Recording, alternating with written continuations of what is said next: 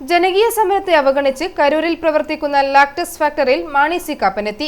ഫാക്ടറിയുടെ പ്രവർത്തനം ഉടൻ നിർത്തണമെന്ന് ആവശ്യപ്പെട്ടു. പൊല്യൂഷൻ കൺട്രോൾ ബോർഡിന്റെ അനുമതിയില്ലാതെയാണ് ഫാക്ടറി പ്രവർത്തിക്കുന്നത്. സർട്ടിഫിക്കറ്റ് നേടാതെ പ്രവർത്തനം മുൻപോട്ട് കൊണ്ടുപോകാൻ യാതൊരു കാരണവശാലും അനുവദിക്കില്ല എന്ന് MLA പറഞ്ഞു. ഒരുപാട് കുടുംബങ്ങൾ വസിക്കുന്ന ഒരു സ്ഥലമായത്.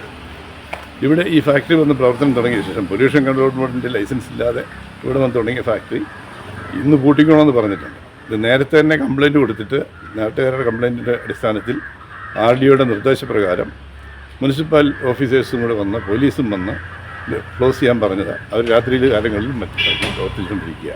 അതുകൊണ്ട് തന്നെ ഇവിടെ നിൽക്കാൻ മേലാത്ത മണമാണ് പോകുന്നുകൊണ്ടിരിക്കുന്നത്.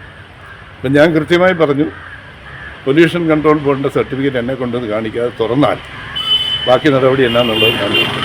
പിന്നെ ഇവിടെ ഫാക്ടറി പ്രവർത്തിക്കാൻ ഇവരെ കൊണ്ട് പറ്റത്തില്ല, പ്രവർത്തിപ്പിക്കുകയാണ്. MLA എത്തിയതറിഞ്ഞ നാട്ടുകാരും എത്തിയിരുന്നു. ലാറ്റക്സ് ഫാക്ടറിക്കെതിരെ പ്രതിഷേധം ശക്തമാണ്. ഇതിനു മുമ്പ് പ്രതിഷേധം നടത്തിയപ്പോൾ പാലാ പോലീസ് ഉൾപ്പെടെ സ്ഥലത്ത് ഫാക്ടറിക്കുള്ളിൽ കയറി പരിശോധന നടത്തിയിരുന്നു. പ്രവർത്തനം നിർത്തിവെക്കാൻ നിർദ്ദേശം നൽകുകയും ചെയ്തിരുന്നു. പ്രവർത്തനം നിർത്തിവെക്കുമെന്ന് പറഞ്ഞെങ്കിലും വീണ്ടും പ്രവർത്തനം നടത്തുന്നുവെന്നാണ് ആക്ഷൻ കൗൺസിലുകാരുടെ ആരോപണം.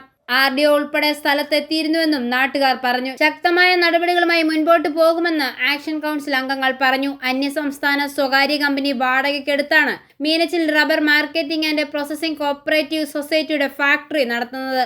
ആക്ഷൻ കൗൺസിലിന്റെ നേതൃത്വത്തിൽ ഫാക്ടറിക്ക് സമീപം കഴിഞ്ഞ ദിവസം ജനകീയ പ്രക്ഷോഭവും സംഘടിപ്പിച്ചിരുന്നു. കഴിഞ്ഞ 10 വർഷം പൂട്ടിക്കിടന്ന ശേഷം നിയമപരമായ മാനദണ്ഡങ്ങൾ പാലിക്കാതെയും ലൈസൻസുകൾ ഇല്ലാതെയുമാണ് ഫാക്ടറി പ്രവർത്തിക്കുന്നതെന്ന് ആക്ഷൻ കൗൺസിൽ ഭാരവാഹികൾ ആരോപിച്ചു. ഫാക്ടറിയുടെ പ്രവർത്തനം മൂലം പ്രദേശവാസികൾക്ക് ആരോഗ്യത്തിന് ഹാനികരമായ പ്രശ്നങ്ങൾ ഉണ്ടാവുകയും കൊതുക് ശല്യം വർദ്ധിച്ചതായും ഭാരവാഹികൾ പറഞ്ഞു. ഫാക്ടറിയിലെ മലിനജലം പരിസരത്തെ പാടത്തേക്ക് ഒഴുക്കുന്നതായും പ്രദേശവാസികൾക്ക് ക്യാൻസർ, അലർജി, ശ്വാസകോശ രോഗങ്ങൾ എന്നിവ ഉണ്ടായതായുമാണ് ആക്ഷൻ കൗൺസിൽ ആരോപിക്കുന്നത്. i4A news, Pala.